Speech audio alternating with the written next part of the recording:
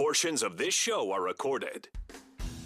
Strap in and be prepared. You just heard Baby J about 3 minutes give his entire A to Z on what was going on. I didn't interrupt you. I don't even I got to everything, honestly. No, you didn't get to everything. Interesting guests. Kelly Graves, Mike Parker, Josh Pate, Melissa Lombardi, Yogi Roth, who said that Justin and I are smart. Sharp opinions. I think Dan Lanning sitting in his office going, you know what, fine, give us the toughest road to win the national championship. That's what it should be. I think that this team is going to go as far as Malik Murphy takes them. There's a lot to like about this offense if he's who we think he could be. And some smiles. Is this thing on?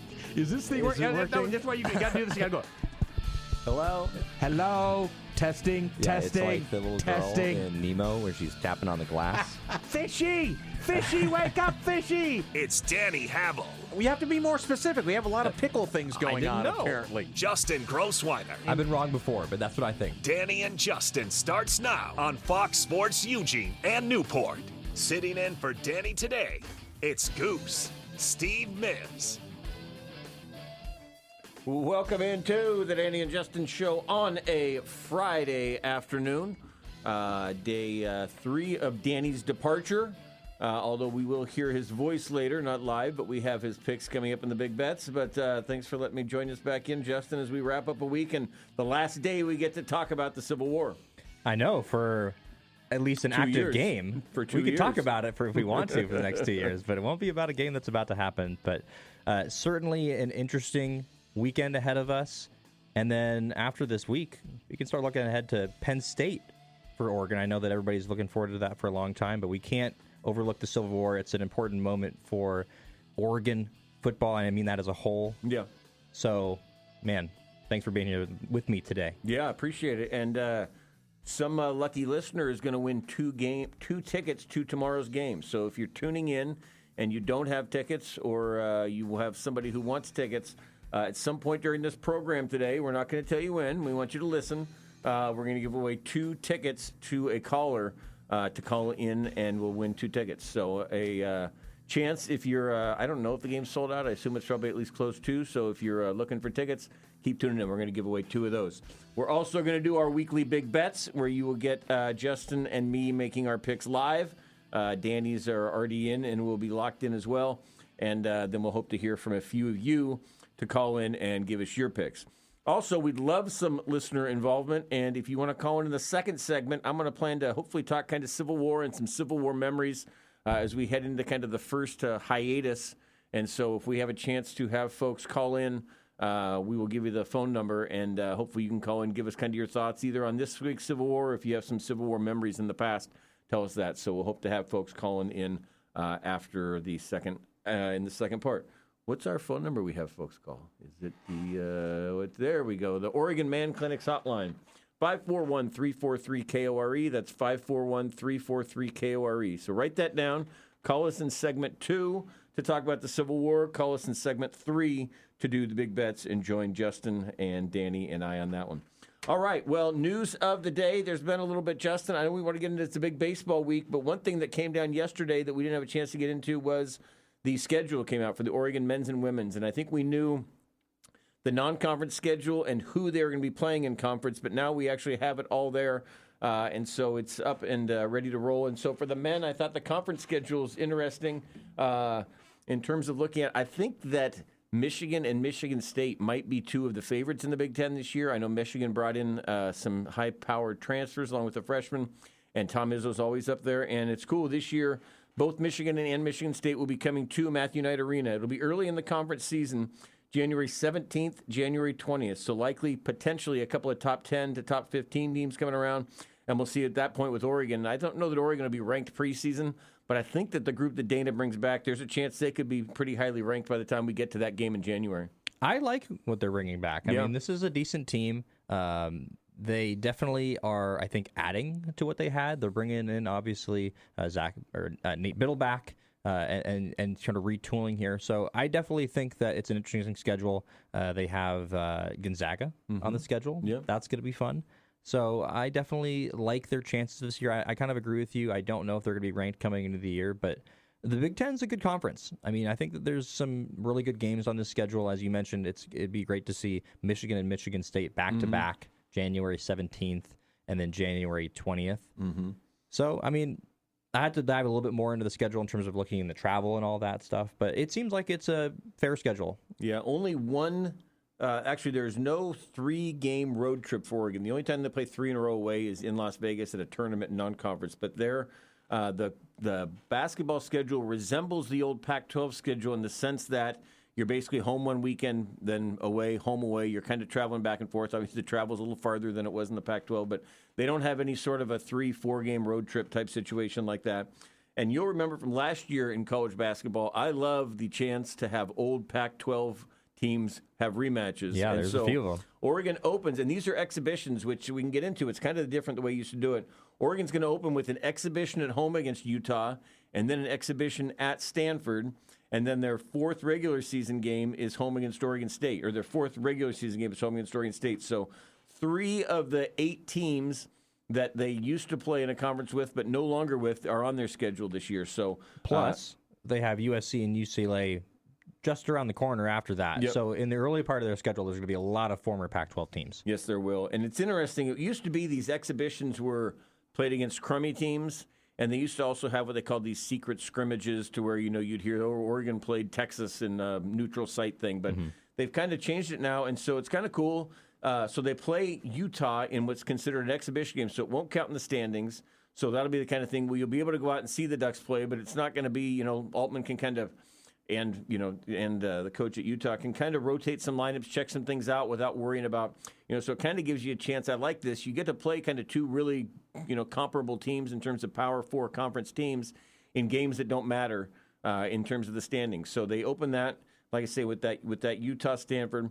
Not going to lie, the rest of the non-conference home schedule, not real exciting. Oregon State's probably the marquee one because they have Hawaii, Rice, South Dakota State, UC Davis, University of Portland, and Omaha.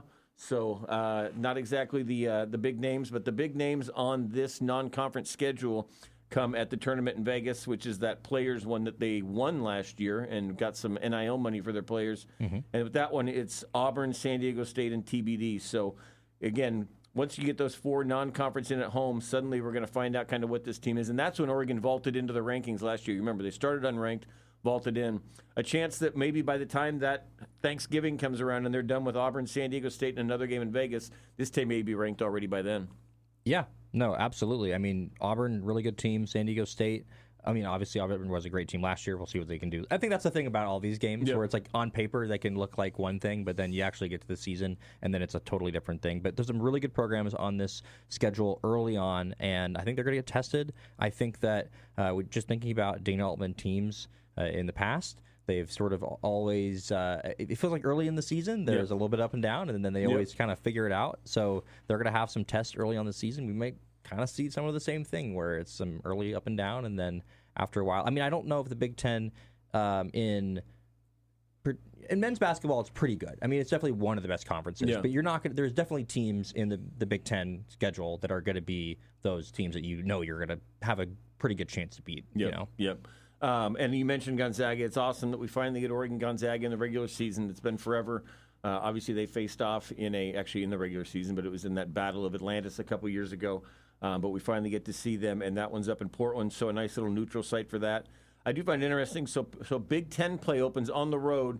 The longest trip you can take in the Big Ten, they go to Maryland and to Rutgers. But Maryland's had a coaching change. Kevin Willard took the Villanova job.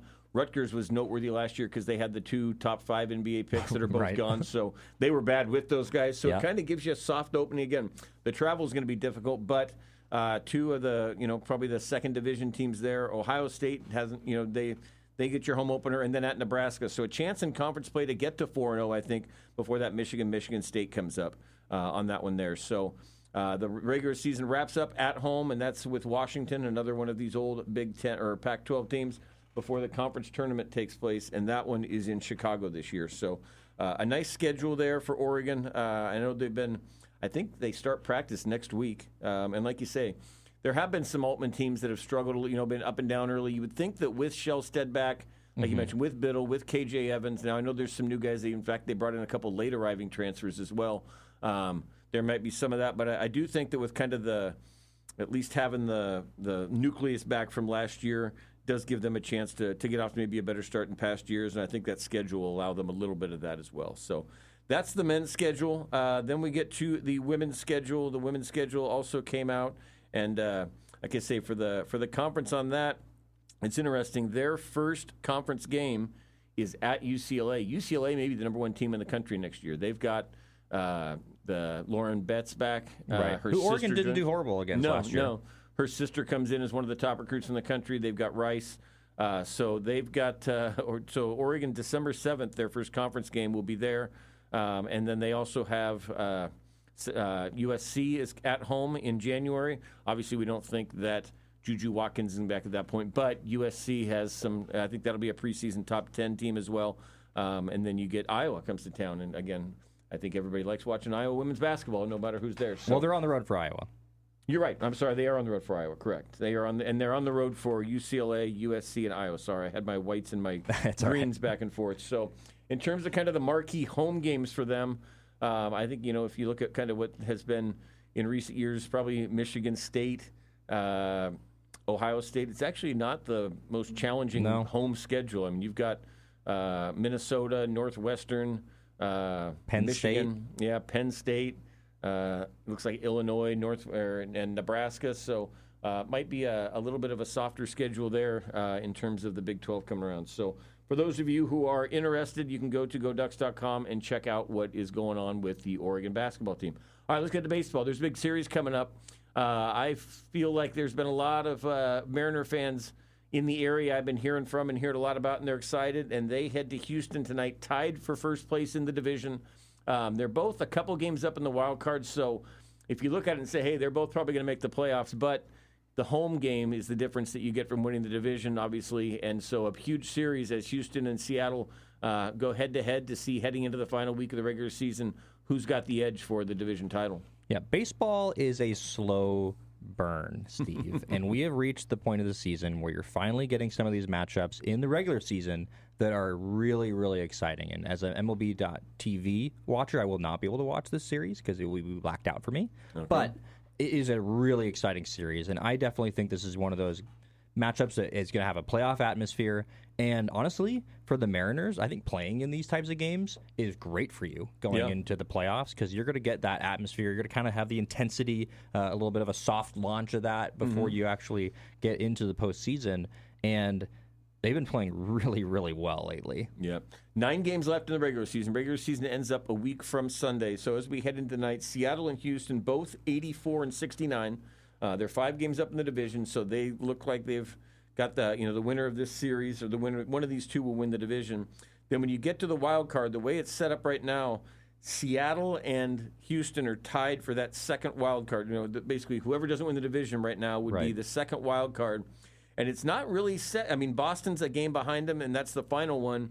But there's still Cleveland. Cleveland's only 1.5 behind Boston, only 2.5 behind.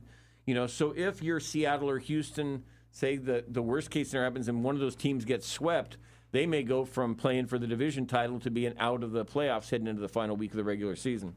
Yeah, and I love looking at the fan graphs, like how the percentages of winning the division and winning the getting a playoff berth and all that stuff. So the Mariners and the Astros are both way above 90%. I mean, I guess the Astros are at 92%, but the Mariners are at a 98% to make the playoffs. And you mentioned the Guardians. I mean, they're a really interesting team because I believe their run differential is still negative. Like, they just have gone on this crazy streak at the end of the season. They're one of those organizations that I just think is really well run. They sort of always figure it out. So they still have a 25% chance to make it into the postseason. Obviously, they're just a couple of games back of both of those teams.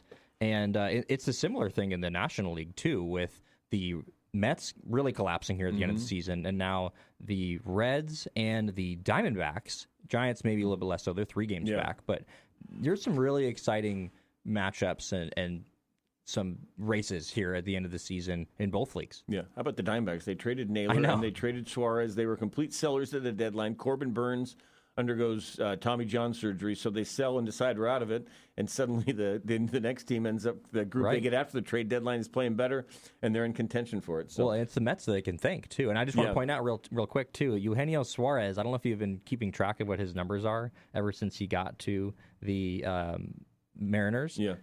the whole joke was that they're going to trade for him, and then he's going to go back to what he was on the Mariners, which is basically a player that wasn't super duper. I mean, he was okay for the Mariners, but not super great. So for the Mariners this season, he is hitting a grand total of 182. Wow. So he had a much better time over with Arizona this year. That is the risk of the deadline deal. You're bringing in a guy in a real small sample size. If it doesn't go well, those numbers don't. And we saw him well. for Seattle. And he was basically this type of player. So.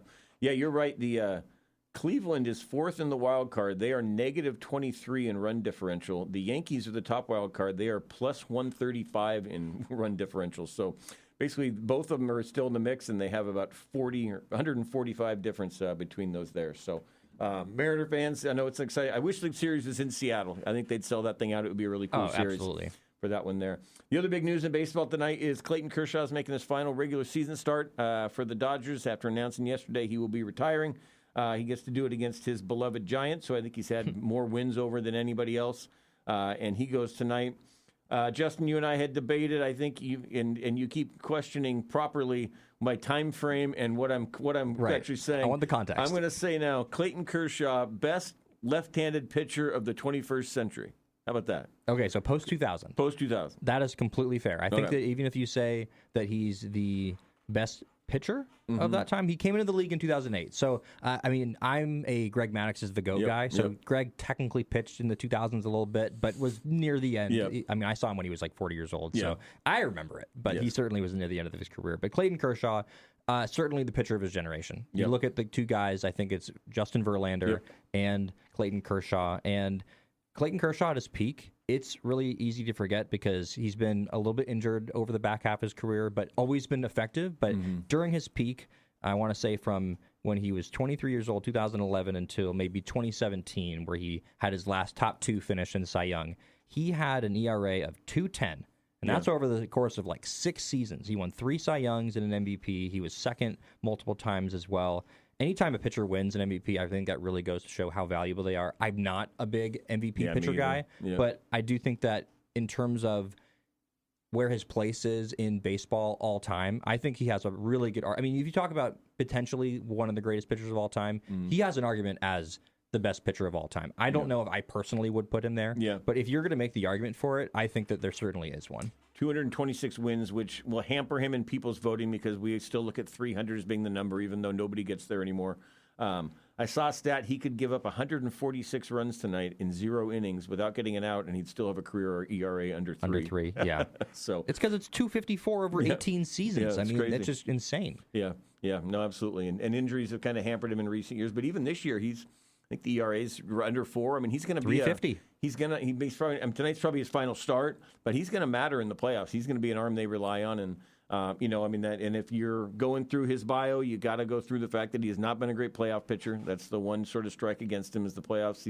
He's had some blow-ups in there. I was going to say my lasting memory of Clayton Kershaw, Game 5 of the Game 6 of the 2016 LCS when he lost that game for them.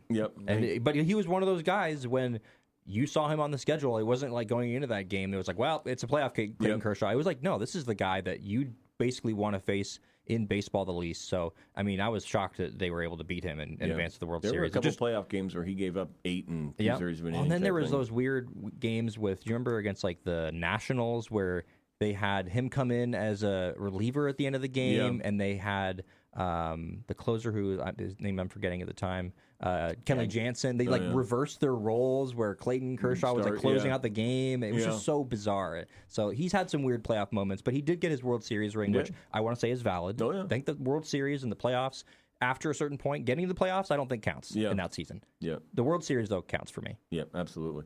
All right, so that's stuff to watch in baseball tonight. One other news of the day note for Duck fans, if you've been missing seeing Marcus Mariota, if you may have heard on the update here before the show, Marcus Mariota is going to be the starter for the Commanders on Sunday as Jaden Daniels is hurt and is out for at least this week. So Marcus, who's been a trusty backup, had a good outing last year when they kept Daniels out of Game 17 because they clinched the playoff. Marcus came in and played really well, and now he gets a chance to play Sunday. So Oregon fans who have missed Marcus Mariota will be your chance to go see him. All right, we're going to head to a break. Again, keep listening. We are going to give away 2 tickets to the Civil War later in this show, and there's only 40 minutes left in the show. So at some point during that, we're going to give you a number to call in and give away 2 tickets to the Civil War. When we come back, we'll get some memories of the Civil War. We would love to have you call in 541-343-KORE. That's 541-343-KORE. Give us some of your favorite moments from Civil Wars past. This is Steve Mims. I'm filling in for Danny. You're listening to the Danny and Justin Show on Fox Sports, Eugene and Newport. Welcome back into the Danny and Justin Show on our last day before the Civil War. If you're listening, hang on, get your phone ready. We're going to have you call in here in a few minutes and try to win 2 tickets to tomorrow's Civil War. If you want to call in and talk about the Civil War, you can do that now. We're not going to do the call for the tickets for a little bit. So if you want to call in right now and give us your memories of the Civil War and any thoughts on this one tomorrow, you can do that at 541-343-KORE, and that's the Oregon Man Clinics hotline. Justin, you talked about this for a couple days with Danny. You've talked about it 3 days with me. I feel like it's been kind of a not so newsworthy Civil War week. There hasn't been any, other than the Mixon thing, which didn't really get a back and forth. It was sort of a throw, and Oregon State kind of said, all right, we'll just kind of see if we can do it on the field. There's been some fire Trent Bray talk out there. Has been a little bit of the news part of the week. But for the most part, no injuries kind of decipher through. I think that it's just sort of both teams. We know that there's a big underdog and a heavy favorite. Any final thoughts coming into this actual game before we kick it off? The thing that's kind of struck me all week, and I've talked about this game a lot all week, done a lot of interviews for it, and even just hearing you talk about it yesterday as someone that's a native Oregonian, because my experience is a little different. I got to Oregon in about 2015, so I was 21 years old. I didn't grow up with all these different rivalries and all this stuff, but the thing that's really stuck out to me is that even though we have one last matchup before a little pause, the first one, I think, since 1945 or so. I think it was during World War II. That's all I know. And I think the thing that sticks out to me is it feels like something has already been lost and is already gone. And maybe that's the conference stuff. But even though the game is here, it feels like it's already been lost. Yeah. If that makes sense. Yeah. And it feels like I say, and it's still weird to me that this game's early. I mean, this is the time of year you should be playing against, another San Jose State or something like that. This isn't normally the time when you're playing against an Oregon State team. So let's bring in a caller here. We have Rachel from Eugene with a great Civil War memory. Rachel, thank you very much for calling in. How are you? Excited. Yeah, this is a great memory. I mean, it's so sad what's happened at OSU now. But back in 2008, 2009, I was tutoring one of the players, I won't say who, and he couldn't use his family tickets for the Civil War up at Reser Stadium. And the Beavs were competing for a Rose Bowl. This was the old, Pac-10, right? And they were competing for the Rose Bowl. So I got to sit with the families of the players. It was back when Thibodeau was, on the team. And it was an incredible experience. And at the end of it, all these sad, wilted roses. And I just figured I'd share that with you guys. That is awesome. Thank you, Rachel, for calling on that. Yeah, I do remember that it was the War for the Roses, they called it. And, the Oregon State players had the roses ready to put in their mouths if they were going to their first Rose Bowl since 1964. But you're right. The way it ended, they were throwing them all to the ground. It was pretty awesome, dude. Back in the days. Are you going tomorrow, Rachel? You going to be back in the Civil War tomorrow? I'm going, yeah. Okay, good. I went exile for 13 football seasons doing my PhD on the East Coast and being a professor. And now I've been back since 2001, and I plan to die in Alton Stadium, yes. Okay. Awesome. Well, hey, thanks for calling in, Rachel, and enjoy the game tomorrow. Thank you. Go Ducks. Go Ducks. All right. There's Rachel. That opens up a new spot in our Oregon Man Clinics hotline at 541-343-KORE for anybody who wants to call them with the memory. That 08 and 09 back-to-back Rowers for the Roses, and Oregon wins them both with Chip Kelly. Were a couple nice runs there. I remember, I'm going to take you to story time with Steve when we go back to, do we have another caller who's come in here? I'm not sure. I haven't gotten a text message yet, but I heard something. I had Rachel on there. So, 1994. I graduated from U of O in 1994. So I'm gone. My first season gone into the real world is the run to the Rose Bowl. So I'm working at the Lincoln City News Guard, little paper over there, making about $4 an hour, not enough money to buy tickets to a football game. Is that actually $4 an hour? It was like $6 an hour, but it's close. And that's a show for another day. And my boss there is an Oregon grad. He's like, hey, I got an extra ticket. You want to come with me? And I'm like, all right, cool. So this is at Reser Stadium. Oregon needs to win to get to the Rose Bowl, first time in X number of years. But like 3 of my buddies are going to the game as well, and they're like 4 sections over. And I can see them. They're face painted. They're having a good time. And I'm like sitting there with my boss. And so Oregon kind of gets it, and the momentum's building, and we realize Oregon's about to win. And he looks at me, and he can see I'm always constantly looking over at my friends. He's like, Steve, if you want, you can go enjoy this with them. I said, thank you. All right. So I go over there, and it was 3 friends of mine. And we decide, hey, because everybody's going to rush the field, right? Because they're going to win the Rose Bowl. So I jump down there with them. My buddy Dave goes up on the fence and basically is properly falls and lands on his back. So he's out for the rush of the field because he's laying on the ground with his back out. My buddy Chris goes running out to try to tear down a goalpost. And there's Oregon State fans have built this kind of circle around it. And Chris goes up and gets in this Oregon State fan's face and starts going, Rose Bowl, Rose Bowl. And the guy just, boom, right in the face. So Chris gets punched, so he's on the ground. So all 3 of us run out there. All of a sudden, I got Dave's falling down and basically broken his back. Chris has been punched in the face over here. And so all of my buddies, I'm the only one, me and my buddy Ed. So Ed ends up being part of the group that gets the goalpost and starts taking it out, and ends up, and he still has he'd sawed off a piece of it somewhere or another. So anyway, that was when people talk about the where were you when Oregon got to that Rose Bowl. I think it was the first time since 67. No, since 57. It was the first time in about 60 years. I was there, but there was a lot of carnage along the way. Some of my friends didn't quite make it, but I was very thankful that my boss let me go to that game there. And I don't have too many in-person memories of the Civil War, mostly because I was in a studio of one kind or another during these games, either doing production or whatnot. I guess my lasting memories of the Civil War are really the recent ones. I mean, I think that the one that it sticks out to me the most is the 2020. It was 2022, the big comeback, or 2023. 2022. I will never forget that game where I remember at the end of the game, and I didn't see the TCU game for the Ducks, but I remember coming out of that game and saying, that was one of the biggest collapses I've ever seen. I had never seen anything quite like that, where you had one team that just absolutely decided they were going to run the ball and go down at one team's throat. And this was a really good Duck team. And not only that, it was just such a bizarre game because that was when Reser Stadium was going under construction. There was half the stadium. So it wasn't like this environment was quite the same, It just had this weird feeling to it where half the crowd was in it and half the stands were empty.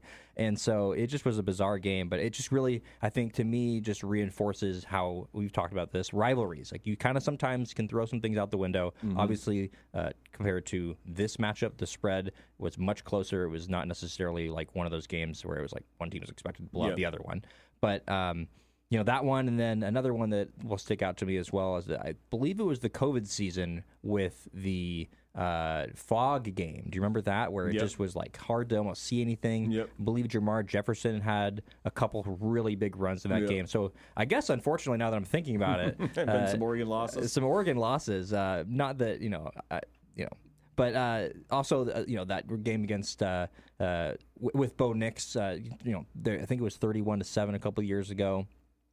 Where the Beavers had every opportunity to get to the Pac-12 championship game I believe that was the final season of the Pac-12. So that was a great game in terms of just kind of the last time I think that we had that atmosphere of it still kind of was there. You know what I'm saying? That juice and the energy, and obviously all the Jonathan Smith stuff came out right before the game, and so that kind of hampered it, I think, a decent amount. Maybe you could mark that as sort of the last high point, I guess, coming into that game, or maybe probably the previous week too, because they lost to Washington. The Beavers did, but that was kind of maybe the last high point for this team, and it's a little bit kind of downhill since then. But certainly a game that I think has had a lot of just really fun moments in the time that I've covered the game, and I know that people have talked about, hey, from the Beaver perspective, especially, they're not necessarily going to miss this game.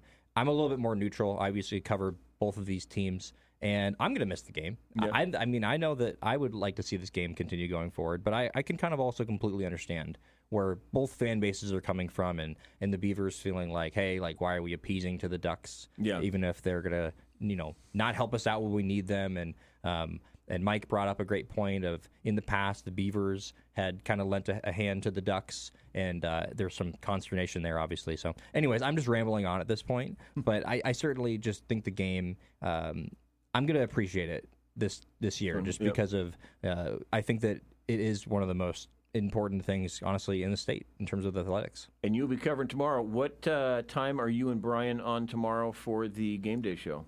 If the game is starting at 12, which is what my memory serves, correct, then we will be on at 10 a.m. All right. So as you're driving over to Autzen tomorrow, make sure that you are listening to Danny and Brian B-Ban as they bring you some Justin updates on and the Brian. game.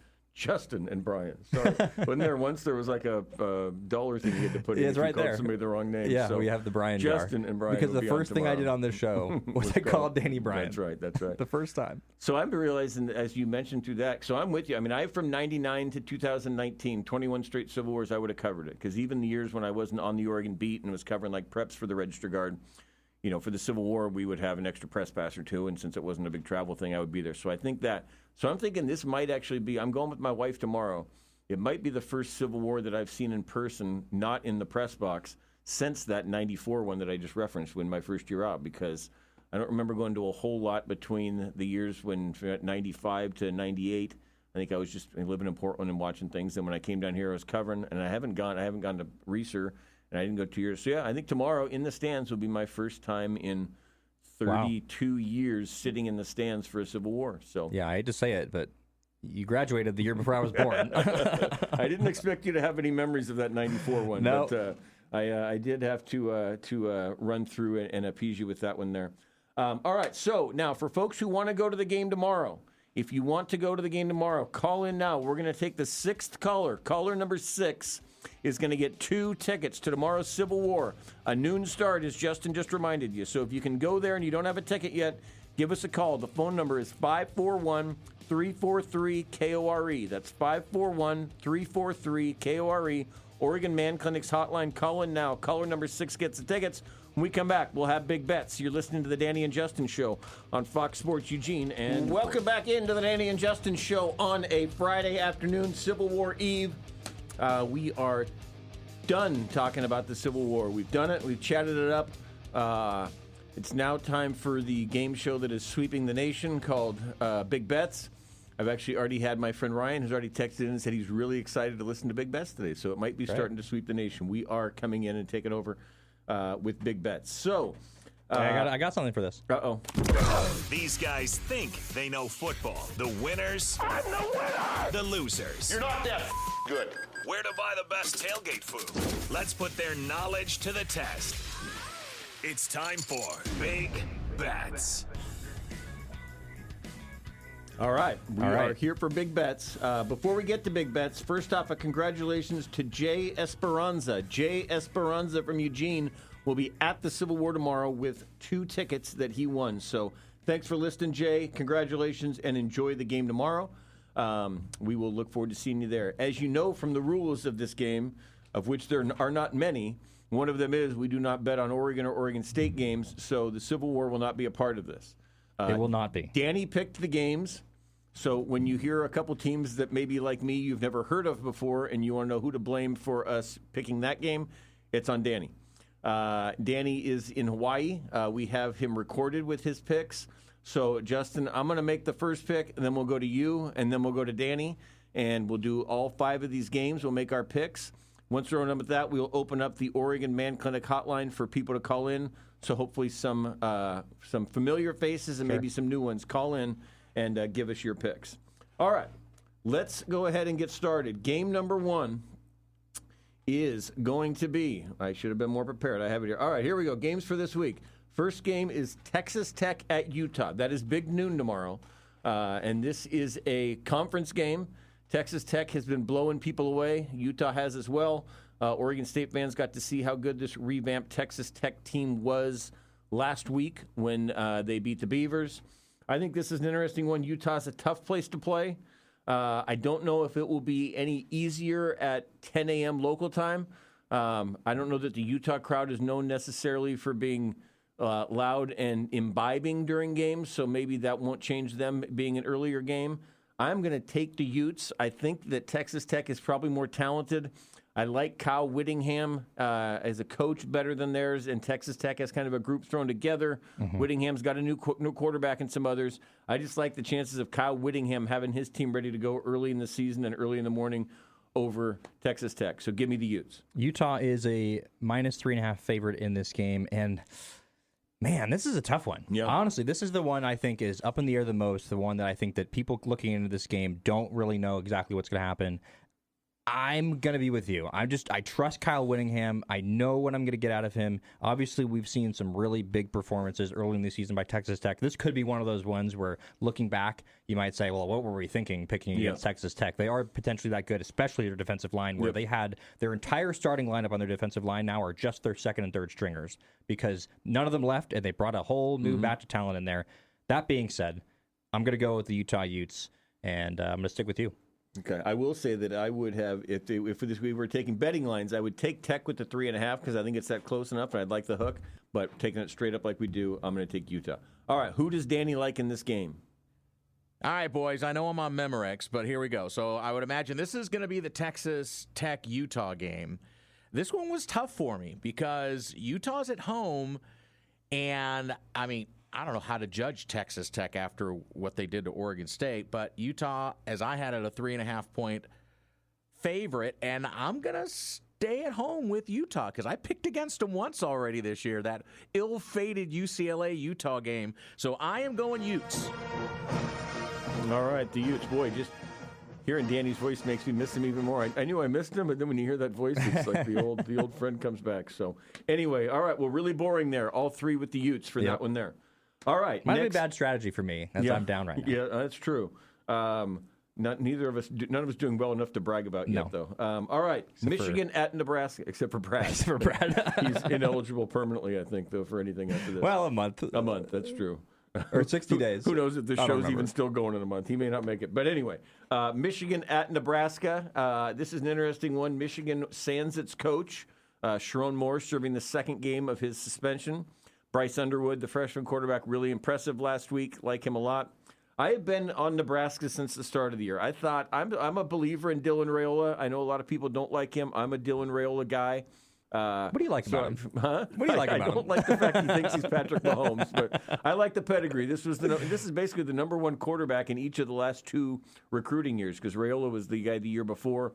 And I just like the fact that he's had a year to kind of fail. I think he's going to be better this year. Underwood looks really good physically, but I think the first big road test for him could be a difficult one. So I'm going to go. I think they're underdogs. I'm going to take Nebraska in this one to stand up at home and defeat Michigan. All right, they are an underdog. It is Michigan by 1.5, and I'm going to go with Michigan. I think this is going to be one of those ones where a strategic move for me. Obviously, Bryce Underwood has been impressive. I think Danny has some concerns about his relationship with his receivers, which I'm sure he'll bring up here in a second. But I am going to take Michigan. I just like the talent they have at quarterback. I think they're going to figure it out without their head coach. So maybe a little bit more of a strategic pick for me, but I will go with the Wolverines. Yeah. Danny.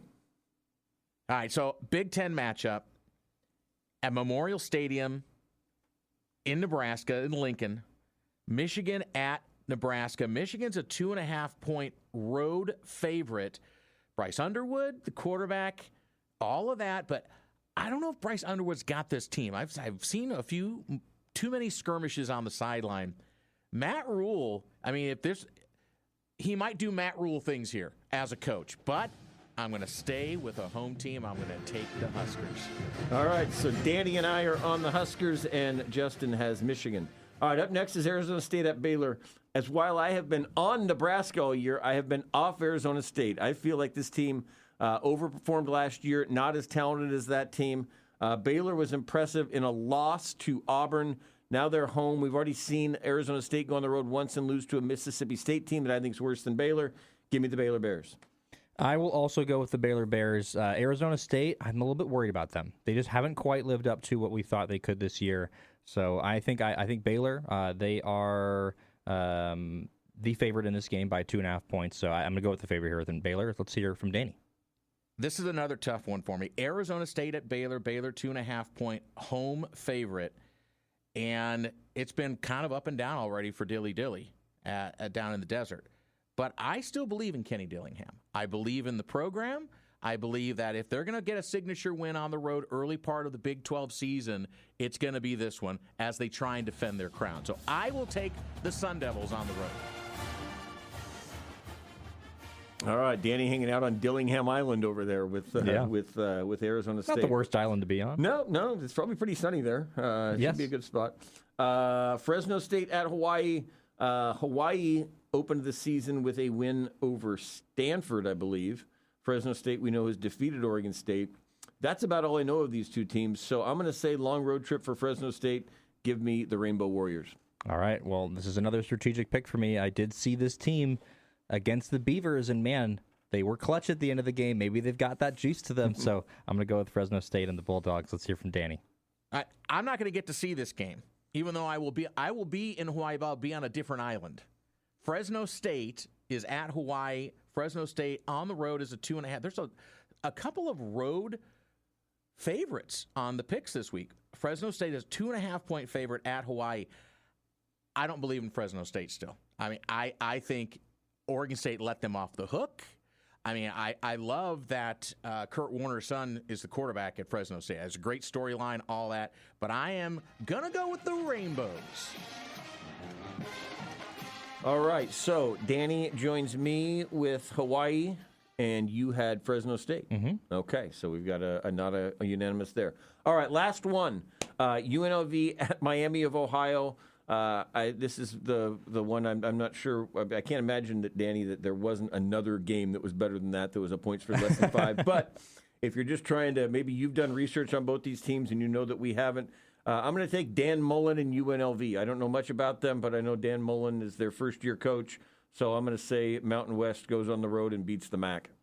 Well, I'm going to be on Miami Island, but it won't be Cristobal Island because I'm going to be on the Miami of Ohio side. So I don't know much about these teams either, to be honest with you. So this is kind of a shot in the dark, another opportunity for me to make up a point. So I'm on to Miami. So let's hear from Danny. I picked this game because it was Miami, except it's Miami of Ohio. So no trip to Cristobal Island this week. UNLV's on the road against Miami of Ohio, and bonus points for anyone who knows what the mascot is. UNLV, a 2.5-point road favorite. Again, here's another one. Is Dan Mullen going to be able to, resurrect this program that's got a bunch of money issues off the field? I don't know enough about Miami of Ohio, so I'm going to go with what Vegas says here, and I'm going to take UNLV on the road for the win. All right, so all the picks are in now for us. We do have to do a tiebreaker. Let's say tiebreaker is total points in the Arizona State-Baylor game. Why don't you give me 53? Okay, let me just look up what the actual total is on the betting lines here. So you said 53? Yeah. You're a little under what they have. They have 59.5. No? So that's pretty good. So I'm going to go with 53 is a good pick, but I'm going to go with 59. I'm going to cheat a little bit, so I'm going to give you a little breathing room as well. This is Price is Right rules, right? Thanks for not doing that. All right, if you want to join us and call in, 541-343-KORE, the Oregon Man Clinics hotline. Give us a call. You get your chance to pick these 5 games. And if you're just angry at Danny for putting the Miami of Ohio game on there, you can tell us that as well. Danny has come in at 58, so he did Price is Right you. Price is Right me. Price is Righted you, but I've got a little wiggle room if it's a little bit low scoring. So everybody, give us a buzz now, 541-343-KORE, your chance to pick the same 5 games as us. I think the last week we had a good week. I think I was 4-1 maybe last week. Pretty good week last week. We got all the numbers there? All right. So it looks on the other side there. Oh, okay, yeah. Looks like heading into last week, and then I went 4-1, so I am now 9-6. Danny is 8-7, and you are 6-9. Yeah. So I am currently leading the way in the game that we still do not have a loser punishment for you. Right. So we still have to let's finalize that over this weekend. How about that? Let's do that before Danny gets back. You and I can come up with it, and we'll just tell Danny what it is. I like it. If you go to Hawaii, because last time he chose. Yep, you get the advantage of going to Hawaii. You're going to have to lose something back home, and he's going to lose the right to decide what we're doing. So we will go with that one there. So if you want to call in, like I say, give us a call, 541-343-KORE. Tonight you have Friday Night Live, correct? Yes, you we do. and Brian Beban, 7 o'clock. Yes, we do. Remember, there's still a poll on the Fox Sports Eugene Yes. Twitter page. Cheesemakers versus Okers. Yes, and I will say there is a strengthy lead right now for one of these two teams. For our favorite, I'm not going to tell you who it is, but we are in the quarterfinals right now of the best mascots in the state bracket, and we have a lot of fun with it. But it's also an interesting week just for high school football this week. Unfortunately, Thurston and South Eugene not playing this week. Thurston does play Henley, though, who is a 4A power, so that'll be an interesting one there. And then Churchill and Springfield is another one that I think is going to be interesting as well. Yep, all right. We got Brad with us here to make some picks. We will bring him up. Brad, how are you doing today? I'm good. How are you? I'm doing well. I'm Ready doing well. for you to beat us. All right. Yeah, no, this is where the week where Brad falls off the page, I think. But anyway, all right, you've heard our picks, Brad. Who are you taking, starting us off with Utah, Texas Tech at 9 in the morning? Utah. All right, that's 4 for Utah. How about Dillingham versus Baylor? Versus Baylor. I'm going Baylor. Baylor joining Justin and me on that one there. What about Michigan at Nebraska? Nebraska. All right, Nebraska. So we got 3 Nebraskas, and Justin's on Michigan Island. Fresno State at Hawaii. Hawaii? No, Fresno State. All right, so that evens it up. It gives me confidence, Brad. You and Thank Justin are on that side of that one there. And UNLV at Miami, Ohio. UNLV. UNLV on that one. What would be your pick on the total points for Baylor and ASU? I hate to do this to you guys, but 62. 62. All right, I like that. You can go up there. Going with the over. I like it. All right, and for those who do not know, Brad is currently at 11-4. Is that right? Does that sound right? I think I've gotten 2 wrong so 2 far. wrong. Well, Danny had you at 2 and 3. We had no, we mixed it up. We had a mix up on the sheet. You are at people, 13 and 2. 13 and 2. 13 and 2, I believe. And yeah, this is probably the week that the wheels come off. I can't imagine continuing, but it's certainly been fun. It's made me watch a bunch of ridiculous games with a different eye. That's for sure. Yeah, well, enjoy watching the Miami of Ohio Redhawks this week. All right, Brad. Hey, thanks for calling in. Looking that score up. Appreciate it. Later. All right, there's Brad. I got a couple minutes left. If you want to call in, 541-343-KORE, 541-343-KORE. And yes, you mentioned South Eugene unfortunately had to forfeit, not enough players. But like you said, Thurston picked up Henley in that one there. I know Sheldon's at home tonight. Next week is the big Sheldon-Willamette grudge match that will be going on. That'll be a big one for next week. But for this week, the Irish trying to get their first win of the season before they go on and face Willamette. And so with you and Brian, you guys will be here at 7 o'clock and running through all the scores, right? Yes, we will.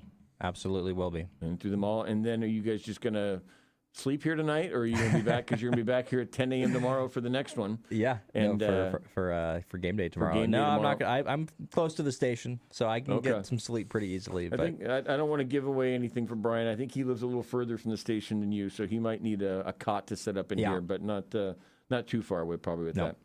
All right, it looks like we are going to just have Brad in this thing on there. So I appreciate everybody for listening this week. Justin, thanks for having me in for the last couple days. Of course. Always a pleasure. We will see me again next week. Yes, as long as you're willing. I'm ready and willing. Monday, we will wrap up the Civil War. We'll see if it's kind of everything we expected or if it's going to be something different. But I think Danny's on the other island till Friday, so I'll be in, depending on my other schedule, I'll be in for a few days next week, but definitely be back in here on Monday. You and Brian have a good call tonight. I'll be listening to the show tonight. And on my drive over to Autzen tomorrow, I will be sure to tune in and have that. You guys have some pretty good guests on the show there tomorrow, right? You had Angie Machado. Yep. You had Angie. Max Torres. We're going to have Tyson Alger, Ryan Clark from the Oregonian. We're going to have Mike Parker. So, are you and Brian going to talk, or is this going to be just we try all to. The good guests? Okay, try to stick with it. That's I would say if you've got the beat writers from both sides and the announcer from one side. So you guys have it covered. That'll be a really good show. Again, tune in tomorrow if you're driving over to the Civil War or if you're sitting home waiting for it. This is Steve Mims filling in for Danny. You're listening to the Danny and Justin Show on Fox Sports Eugene and Newport.